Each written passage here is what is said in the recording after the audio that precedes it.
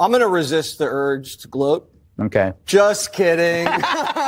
There were people around this table, their names rhyme with Messica, who said that the tariffs were going to increase inflation in a massive way. They haven't. They said this trade war was going to align the world against the United States. It was going to be China and the world aligned against the United States. That didn't happen. It was the exact opposite. They said that he was a taco president, and it looked like the world chickened out.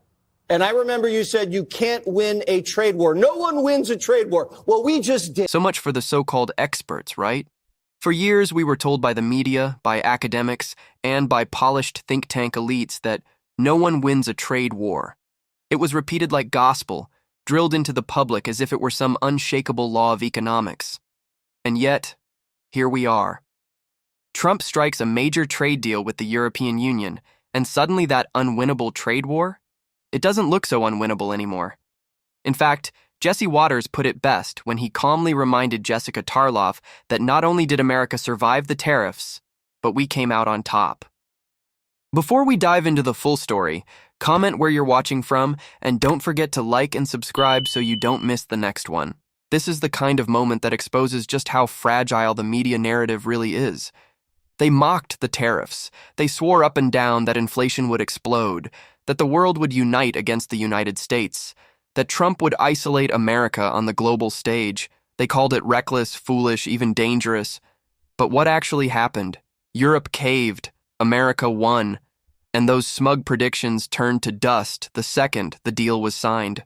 And now, like clockwork, the same anchors and columnists who once laughed in Trump's face are scrambling to rewrite history. They want you to forget their confident predictions.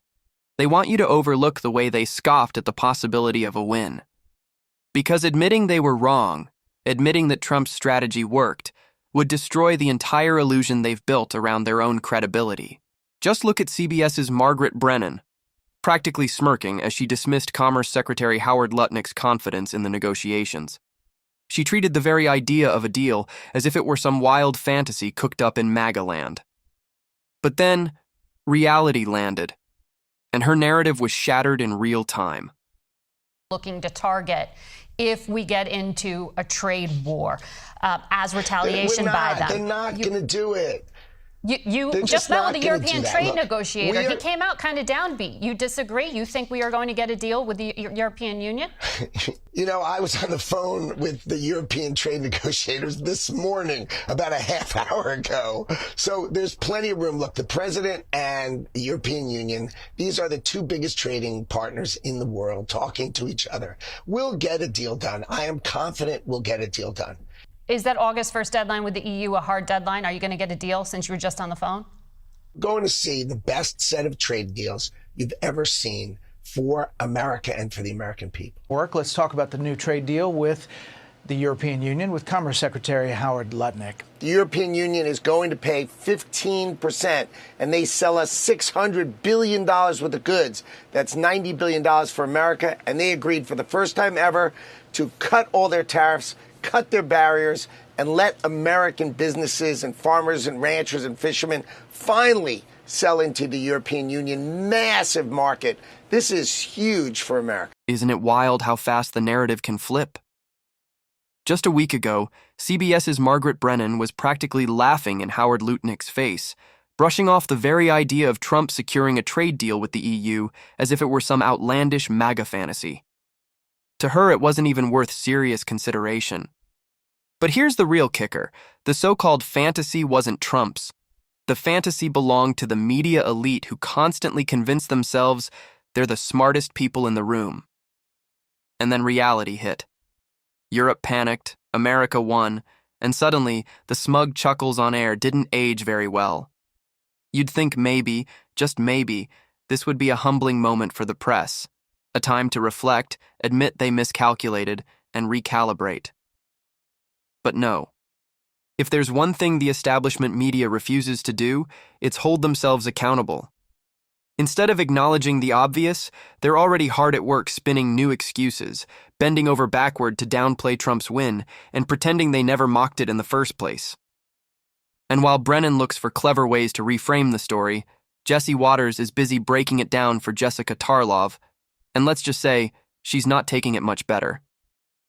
Watching her try to explain away this deal is the perfect example of what happens when talking points collide with results. We can give up anything with any of these negotiations with the Pacific Rim companies or the EU. We got every single country to open up their market. Every single one. So in a way, Trump actually increased free trade for us. And what else did he do? He also got other countries to agree to invest trillions of dollars here. That is a huge win for the defense industry, for ranchers, farmers, pharmaceuticals. We'll get to that tomorrow. There's a big announcement there. Boeing won big. And the fact that now everybody has to invest here in these big industrial projects, and we left the steel tariffs at 50, they have to use U.S. steel because it's so much cheaper. And the 15% thing is great because it's small enough where the importers here will eat the tariff and not pass on the price hike. But it's big enough, because that's what they're already doing, but it's big enough to make U.S. industry more competitive and bring in a lot of tariff revenue, which we can use to pay down the debt and send out tariff stimmy checks. So the Democrats today are not attacking this deal, are they? And the free traders over at the Panikin networks, CNBC, are not attacking this deal. They're saying it's a great deal. The Europeans are the ones who said that they got screwed and that they basically got dominated by Donald Trump. It is a victory for the United States, Jessica. And here's how you know this victory is undeniable. Even CNN, the same network that has spent years bashing Trump's economic policies, is now quietly tiptoeing around the truth. They aren't celebrating it, of course, and they never will, but even they can't completely ignore a deal this big. When CNN starts softening the edges of their narrative, you know the facts are too strong to bury. It doesn't stop there. Critics who once mocked Trump are now scrambling to save face. Bill Maher, who ridiculed the idea of tariffs working, is suddenly hedging, backpedaling, trying to create distance from his own failed predictions. And then there's Jim Cramer, a man who once said he felt like a sucker for trusting Trump, now practically losing his composure on air, praising the strength of the economy with a level of emotion he can't even censor. That's how overwhelming the evidence is. When your loudest critics can't keep the act up anymore, you know you've struck a nerve. Meanwhile, across the Atlantic, the EU is in full-blown panic mode. Their negotiators thought they were holding all the cards, that Trump would cave under pressure, that America would back down. Instead, he flipped the table. He didn't just secure a deal, he exposed the entire illusion of the so-called international ruling class. The global elites who claimed they set the rules of the game were suddenly shown to be powerless against real leverage and real leadership. Trump didn't just win this deal for America. He shattered the facade that the bureaucrats in Brussels and their media cheerleaders have been hiding behind for decades. And that's why this moment is bigger than one trade agreement. It's a wake-up call that their system isn't as untouchable as they want you to believe. Is this a fantastic deal then struck by Donald Trump and just terrible negotiation on the part of the EU? I mean, how do you... I think that's an accurate assessment. I mean, to me, this is a humiliating capitulation on behalf of the EU, and it really calls into question this amazing negotiating strength, this leverage that the EU is supposed to exert as a superpower on world affairs. It really makes you wonder, what is it actually doing for its member states if the UK can on its own get a better deal than this giant economy? So I think it's a real failure on the part of the European Commission in negotiating here. And obviously it's better than not having any deal at all at 30% or something. But this is really a wasted opportunity, I think, for the EU and absolutely a victory on behalf of the Trump administration. This is part of Trump's real crusade to redress what he perceives to be imbalances, unfairness towards America from US trading partners. Just to give you one example, the EU, he has that really has been in Trump's crosshairs for quite a while now. He has referred to the EU as being designed to screw the US, and he's called out tariffs, but also the non-tariff barriers that the EU places on the US, like a digital service tax, for example. So the bigger picture is that Trump is still very much pursuing his longer-term goal of achieving what he perceives to be fairness for America. And this right here is the essence of what America First really means. It's not about isolation. It's not about fear. It's about demanding fairness. It's about making the world play by the same rules we do, instead of letting unelected bureaucrats in Brussels dictate the terms. For decades, the international system was designed to chip away at American sovereignty while padding the pockets of global elites. Trump came in and shattered that playbook. He showed that real leadership doesn't bow to backroom deals or endless committee meetings. It sets the tone and forces others to follow.